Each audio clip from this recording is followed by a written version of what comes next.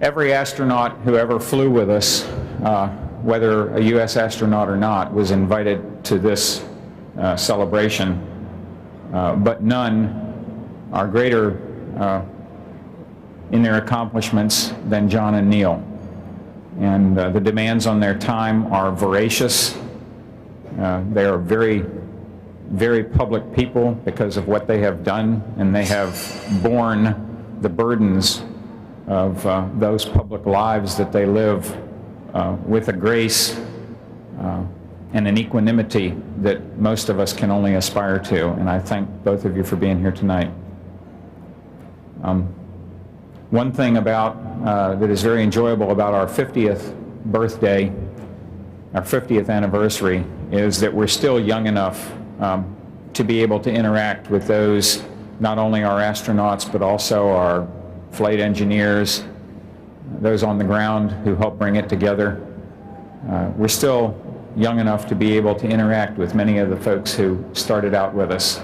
And for me, in my career, to be able to be mentored and taught by such people has been one of the greatest benefits that I've had. It is an honor to be here tonight. I'm doing the job that I aspired to hold as a child. I was, many of you have heard me say that I was interested in space and space travel before there was a Sputnik.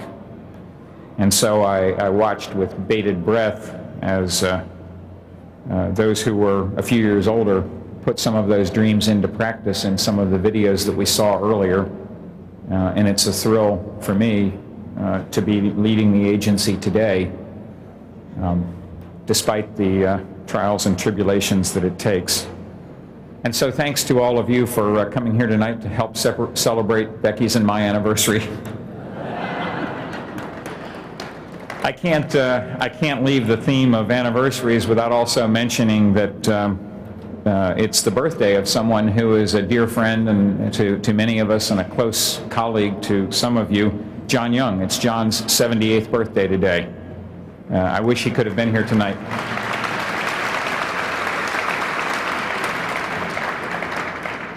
I often say that John Young befriended me before I was anybody, and so I have always very much appreciated that. NASA today is doing well. I believe that we are doing well.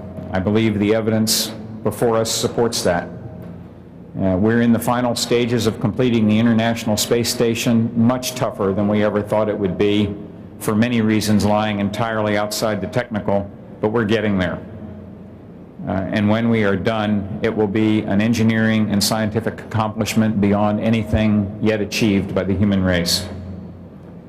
On other fronts, we just soft landed on Mars for the third time in history this past Memorial Day.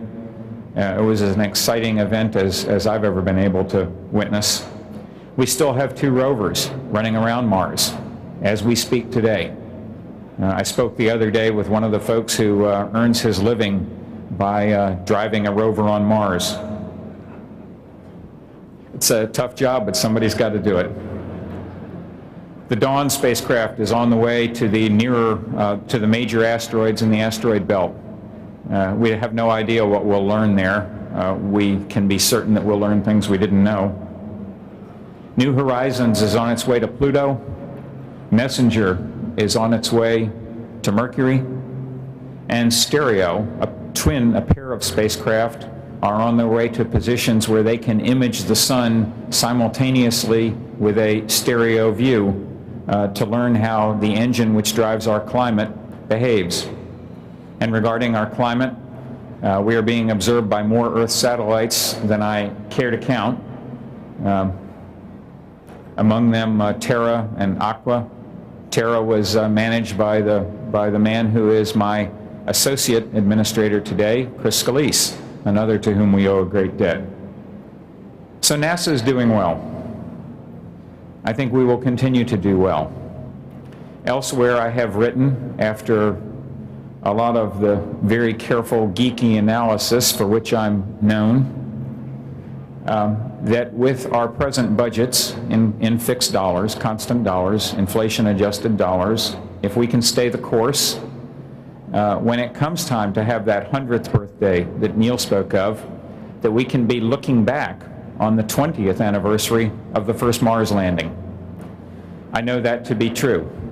It's available in the technology and it's available in the budget, but it requires that we act with unusual persistence for Americans and that we stay the course and that we stay true to what it is that we believe the proper goals are for our agency into our children's and grandchildren's time. I think there are lessons from today in what happens when we lose that focus. We are doing very well today. But as you walk out of this museum, I'd like you to take a look at the SR-71. We don't have one of those anymore. Tonight I'm wearing a tie which shows an astronaut in a manned maneuvering unit flying around, and it shows an Apollo lander on the moon and two Apollo spacecraft. We don't have those anymore either. You can go see them in museums. Now, there's nothing odd about looking at 40-year-old hardware in museums and admiring it and respecting those who brought it into being. Indeed, that's why we have museums, and that's what they're for. And we should do that. What looks easy to us today was not easy the first time it had to be done. But only in American aerospace, of which I am aware, can we go to a museum and look at certain artifacts and wish that we could still do as well. And that fact should sober everyone here, in my opinion. Next week, if their plans go well and they don't have an undue amount of weather delays, the Chinese will launch the first three-man spacecraft.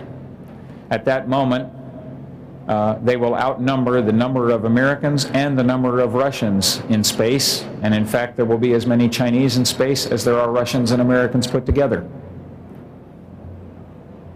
Good on the Chinese. I will cheer for them. I wish them well. I wish that we were more prominently numbered among those who are in space and that we were reaching farther and doing more.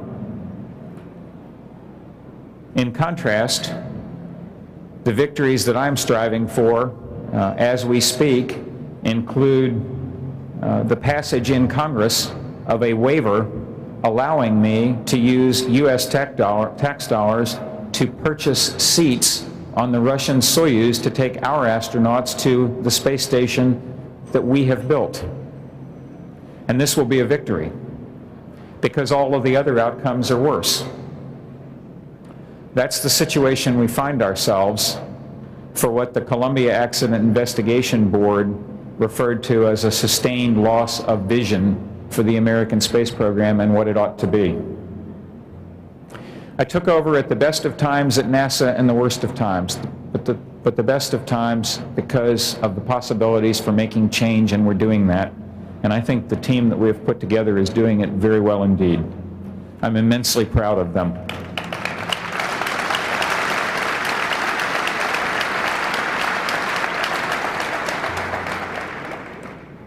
But we're not, on our 50th anniversary, celebrating the 20th anniversary of the first landing on Mars, and we could have been, because we lost focus.